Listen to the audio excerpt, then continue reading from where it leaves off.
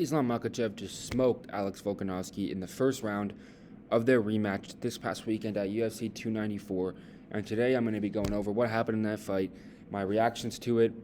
And yeah, I'm just going to be going over it, what I think's next for both the fighters, because it was pretty crazy to see. Nobody expected Volkanovski to go out. Well, I didn't expect Volkanovski to go out like that. And I think even the people picking Islam, maybe some of them did, but I don't know. I don't know if they expected him to get him out of there that, devastatingly and that early, So now, Islam set it up. I can't lie. It was nothing. Nothing was fluky. Nothing. I'm not trying to say anything like that. Nothing whatsoever. He set that up perfectly. He set the rear high kick from southpaw, set it up in the first fight, and he had a success in that first fight with the body shot, the body kick that from southpaw. He landed it a few times, and he was using feints early in the first round of their second fight, and Volkanovski was biting on them pretty hard. And then he backed up Volk against the cage about 3 minutes into the first, got him right where he wanted, and he fired off that right high kick, and it went right over Volkanovski's guard, clipped him right on the side of the head, right by the temple, and sat him down. And then pretty swift but brutal ground and pound sealed the deal, and in my opinion, solidified Islam as the number one pound-for-pound fighter. Very, very impressive win for Islam, in my opinion. Islam's striking has never looked better, and his striking looked very good before. He knocked down Oliveira, and he went toe-to-toe with Volk in their first fight. His kicking game is really becoming world-class. And, this is something we're seeing with other Dagestani guys coming to American Kickboxing Academy, like Umar Nurmagomedov, knocked out Bendo with a question mark kick. And, I know it wasn't prime Benson Henderson. Obviously, it's washed-up Bendo. But, still, if you're highlight real KOing Bendo with a question mark kick at, 24, or however old he is, you're going to be a problem. These guys are developing their game very well is what I'm saying. But Islam's kicking game has become very world-class, adding new weapons to his arsenal, such as the front teep to the body. And it also showed how good his coaching is, That was a perfect game plan, executed on Volk, who's known as one of the best game planners in the sport. Joe Lopez, those guys, his coaches, Craig Jones. Those guys are all great coaches. They always have great game plans. They break down very well what to do, what holes in opponents' games, things like that. And Volk has been caught and dropped with a head kick before, and people were saying, go into that Yair fight. That's going to be an opening for Yair, is that head kick that Volk is kind of open to. And Islam knocking out Volk, who, in my opinion, is the best striker in the UFC today, is one of the most impressive statement wins I've seen in a long time, in terms of all-time legacy-wise. People are going to look back on this win in years to come damn, man, he really knocked out Volk in the first round. That's some shit. And, I know it was short notice, but still, Volk took the fight, and he obviously thought he could do it. So we know him; he knows himself better than we do. So we can't make excuses for him. And I was dead wrong. I was dead wrong. I picked Volk to win, even though I logically thought Islam was the better pick. And looking back, it was stupid because Volk got absolutely obliterated. And the outcome of it is, it's what made the most sense in the long run. No matter how good you are, you can't step in and fight a top 2 pound-for-pound fighter on 10 days' notice coming off the couch. There's a reason why Islam is ranked as highly as he is. And I don't think anybody's going to beat him anytime soon, in my opinion, especially not on short notice. I just don't see that happening. And I think he is, without a doubt, the lightweight GOAT if he gets one more defense, as he won the belt off of Charles, who himself was closing in on lightweight GOAT status. And he has since defended twice against Volk, who was the number 1 pound-for-pound fighter at the time of their first fight. Now, what's next for Islam? Charles Oliveira was booked to fight him, so logically that fight getting rebooked does make sense. And Charles' win over Dariush was definitely a statement. And you have to take into account his dominance. He was clearing out the division previous to Islam beating him. But Justin Gaethje is also a rightful contender to the title shot, having beat Fiziev, which was a very impressive win. He didn't finish him, but he went 3 rounds with him, And sometimes that can be more impressive, in my opinion. It would have been very impressive had Gaethje went out there and, Edson Barbosa stiff KO'd him with, the first punch he landed, stiff KO'd Fiziev. But the fact that he went 15 minutes with Fiziev in a striking stand-up battle, where people were saying, oh, Justin Gaethje is going to get outstruck technically by Fiziev.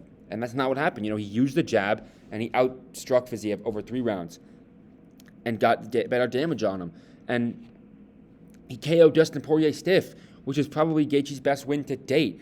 And in my opinion, I would rather see Gaethje versus Islam, just because Charles versus Islam already happened, and it wasn't competitive. And in my opinion, yes, Charles looked good against Beneil, looked very good, but Islam looked better in this fight with Volk and in the first fight with Volk than Charles did against Beneil, in my opinion. So I think that even though Charles has looked good and has seemingly gotten better, I think so has Islam, and I think Islam still looks better than Charles. And I think that fight would go probably the same, if not worse. I think Islam would probably get Charles out of there in the first this time.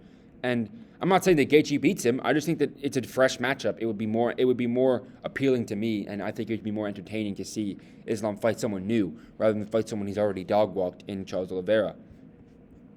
What's next for Volk? Topuria. He's the clear number one contender at featherweight. And January was a date meant for that fight. It's even been verbally confirmed, so I think Topuria thinks he's fighting for the title in January. But I think that Volk should take a bit more time off than that. It's only October, so January is really like 3 months away. That's not that long after getting KO'd like he did. And I think he should take maybe 6 months off, come back, a little later than that. And there has been talks of Max versus Topuria for an interim belt.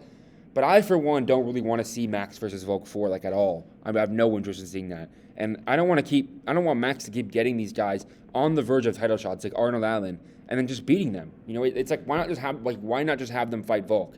And I know it makes sense. If someone can't beat Max, they won't beat Volk. I'm not saying that's not true. I'm just saying I think it'll be a bit more entertaining to have these guys fight Volkanovski if they're on a tear in the division. There's no reason to have Topuria fight Max as some sort of litmus test if he should fight Volk. The guy just dominated a top 5 guy in Emmett. Give him the title shot. There's no question about it. And in my opinion, Max should just move up. Given that Volk probably won't get another crack at Islam because he just got finished by him in round 1, now Max should move up. He doesn't have to worry about bumping into Volkanovski at 45, and he just, the 45 strap is at 55, and the 45 strap is just not going to be in his hands unless he gets it after Volk retires. And I think that Volk should focus on getting another 2 or 3 defenses and then just retiring, calling it a career at 45. I'll talk a bit about the rest of the card since the video's getting a bit short, but the Johnny Walker thing, that was bullshit. Johnny Walker should have won by DQ. In what world do you throw an illegal knee and then your opponent can't continue and then it ends up in a no contest? That literally makes no sense at all. And other than that, though, it was a pretty good card. Ikram Aleskarov finished Wally Alves in round 1, like I said. Said Nurmagomedov got a submission win. And then the other fight I want to talk about was Nathaniel Wood versus Naimov. That was some bullshit. The guy, Naimov, had 5 different fouls, didn't get 1 point taken off, and then Nathaniel Wood ended up losing. And I thought that shot that he probably would have had a better chance at getting a draw or a win with the points taken off that should have been taken off. And yeah, the card was a bit of a letdown. It was a lot of decisions. Some snoozes on the prelims was just full of decisions. And there's nothing wrong with a decision fight here and there, but a decision, there can be entertaining, but when the whole prelims are all decisions, it's just kind of snoozy. You know what I mean? And it's not a good look for the main card. It doesn't really get you hyped for the main card. Let's see some more finishes. Let's see some more snoozy decisions. It just wasn't that entertaining.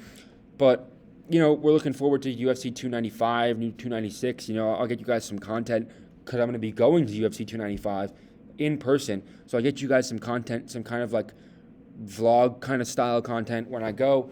And then, I'll hopefully put out another 2, maybe 3 videos this week. There's that Tyson Fury fight, Ngannou fight this weekend. So I'll see you guys in the next one. I hope you enjoyed it. Peace.